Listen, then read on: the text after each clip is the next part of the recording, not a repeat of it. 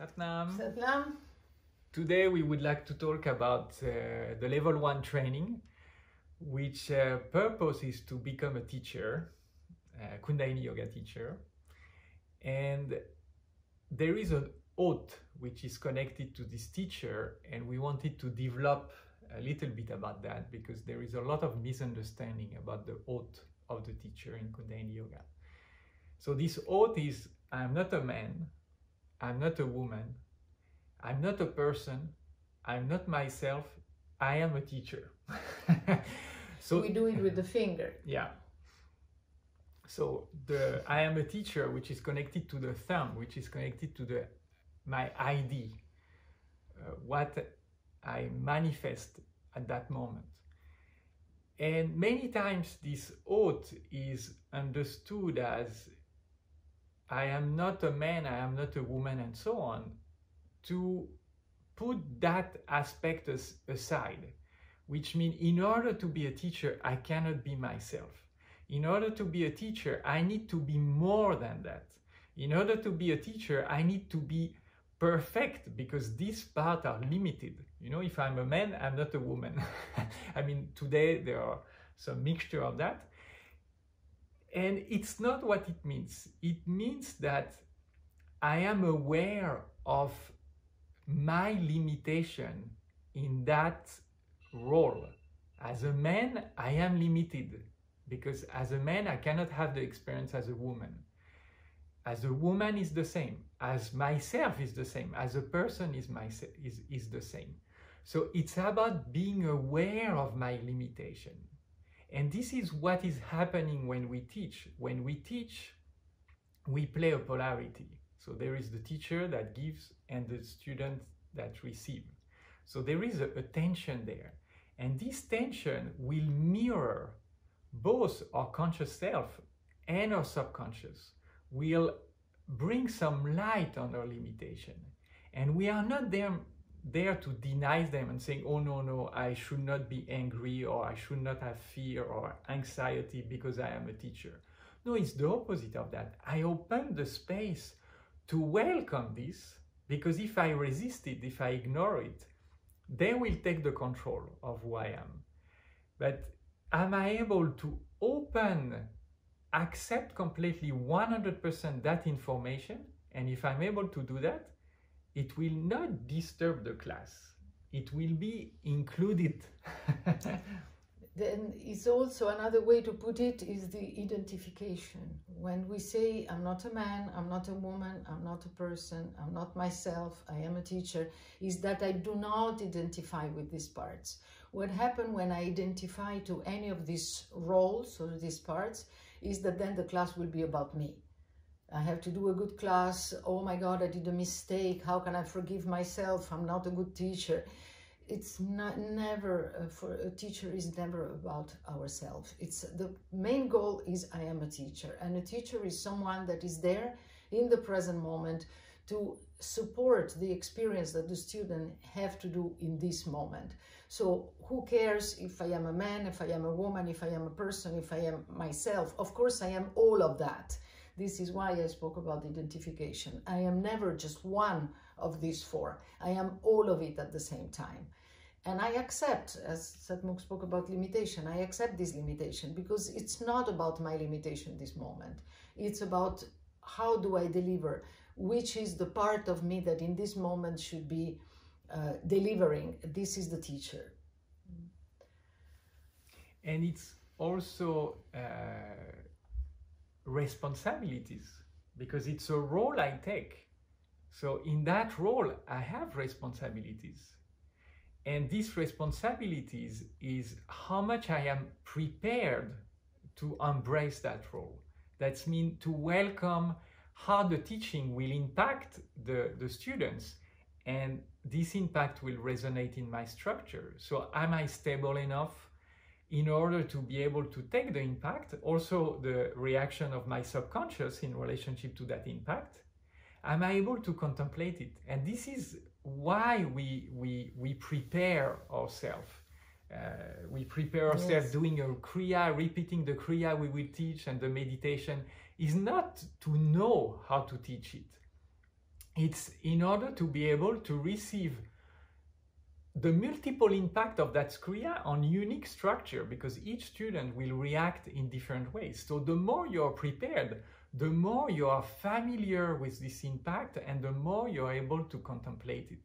So I am a teacher is I am in the moment. And I am not perfect, I am a teacher. Yeah. It's just the capacity to embrace the moment that we cultivate through a teacher training. And maybe you will not teach Kundalini Yoga, or maybe you don't even want to teach Kundalini Yoga. And this is not so important, because it's not what we are talking about. Apply every moment in your life. Are you able to be a teacher in any moment of your life? That means to develop this capacity to contemplate and to use this pressure that is happening within as a tool of transformation. Because in a class, what does the teacher do? He might put into words what is happening in terms of sensation, emotion, for the student to realize what is going on underneath, and to bring it into the light, into the consciousness. So this is the guru, from the darkness to the light. And when it brings to the light, I can digest it, I can realize it. So this teacher, when you start to apply that in your life, it makes things easier, because you are not so personal. So this is what it means. And you explore also facets of yourself that you don't know or that you don't want to see, is by accepting. So teacher, you accept to digest them, to see them, and to take responsibility for what you feel. Yeah, you're in touch with the unknown. Every time you come to teach, you don't know what will happen. So it really cultivates the capacity to be in touch with the unknown. And when we talk about personal, impersonal, you want to mention something about that? No, you can. Before that, I just wanted to say, I wanted to connect to what you said about practicing. It's very important. We do not practice to become better version of ourselves. We do not practice to become perfect. If we do that with that intention, we increase the gap between me today and what I want to become. And this gap will never be filled. There is no perfection that will save you or will make you better or more liked or more loved. It's happening now, it's within you, and this is already perfect as it is, because if you are like this, there's no mistake. We are who we are in this moment. So we practice to be able to embrace the present moment and who we are now. We don't practice to become someone else. So relax when you do teacher training level 1. Many says, oh, I cannot teach because I'm not perfect, because I don't know that yet, because I don't got that yet. Just teach out of passion, in innocence, and don't teach, of course, whatever you like. Just practice in order to create a stability. And then from this point, this is your connected to the personal, impersonal. This is your, then will become your impersonal parts, because you are connected to the whole. And it's not a personal goal where you want to satisfy your need to be loved today, or to be better than your neighbor, or to be loved by your students, or to be seen as a teacher. This is all very egocentric, I would say. Yeah, there is a desire, which is the Of personal. course, yeah. There is a desire to the passion. To share, whatever it is, Kundalini Yoga or something else, and to communicate, to be in communion, I would say. So this is the personal desire, and this is the energy you put to prepare, to maybe make research, and this curiosity. And then the impersonal part, is I have no expectation. Because the moment I have an expectation towards me, or towards the student, or towards how should be my class, then I am not there anymore. And the path of Kundalini Yoga is very much inspired by Guru Nanak. Guru Nanak would travel, meet people, and in the resonance of the relationship with these people, would chant, That means he would use the sound, which is very much used in Kundalini Yoga, like a poetry, what we call the Shabad, a specific sound with a specific meaning, in order to bring the light into what the people around were not aware of. That means, like when you are caught into certain habits in the identification and whatever trends, the Kriya or the Shabbat, the sound, is there to show you that. And this is the awakening, is when you realize how much you are caught by your own self. And Guru Nanak was simply doing that by chanting. Today we use Kriya for that, or because it helps, and we don't have the same sensitivity. We use also the Shabbat, the sound, but it's only what we do. We somehow are there to hold the space. What is to hold the space is not something to do. It's about listening deeply, and from that listening, delivering what is there. But for sure, when we start, we need some techniques. We need a frame, and this is what you learn in the teacher training, a kind of structure or frame of a class, because when you start to journey into that space, you need some balise. How do you say that? Some balise, luggage. No. Wait. Balise. You know, like in the sea, you need some something to guide you. Yeah? Ah, okay, yes. But the ultimate goal is very simple. It's to be you, accepting completely you and listening completely to you in relationship to what is happening. So there is some doing in order to be. If you keep on doing, that's the wrong path. Basically, is that there is a moment where you have gained enough practice and enough tool that you are able to relax with what you see. It doesn't mean that what you see will become better. It's your attitude that changed and is more prone to accept the reality as it is, rather than wanting absolutely to change according to your ideal, your criteria. Yeah. So we change what we can, of course, this if we have enough stamina, if we practice, but we don't try to change or put our nose where we are not meant to do. Yeah.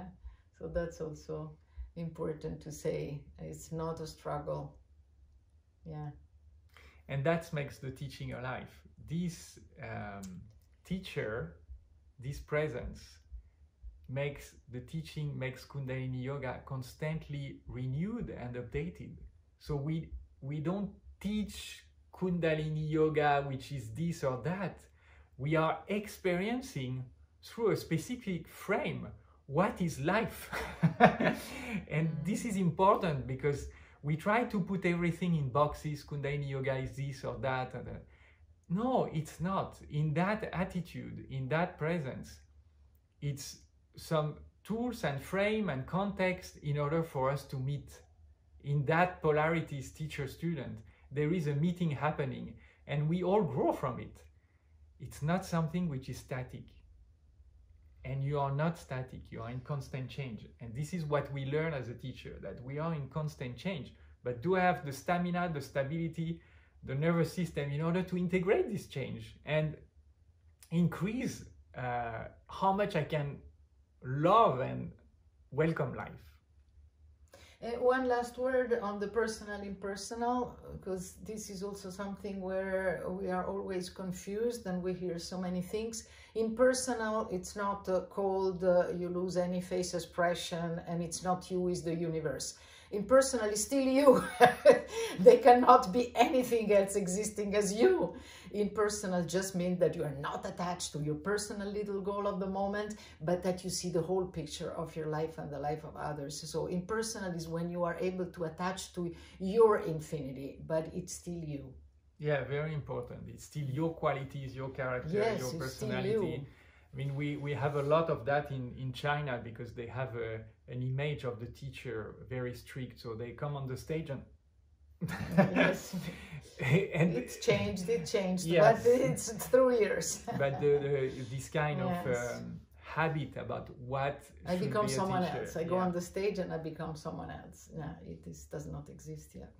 So being impersonal, it's being you, but not making it about you. Yes. Satnam. Satnam.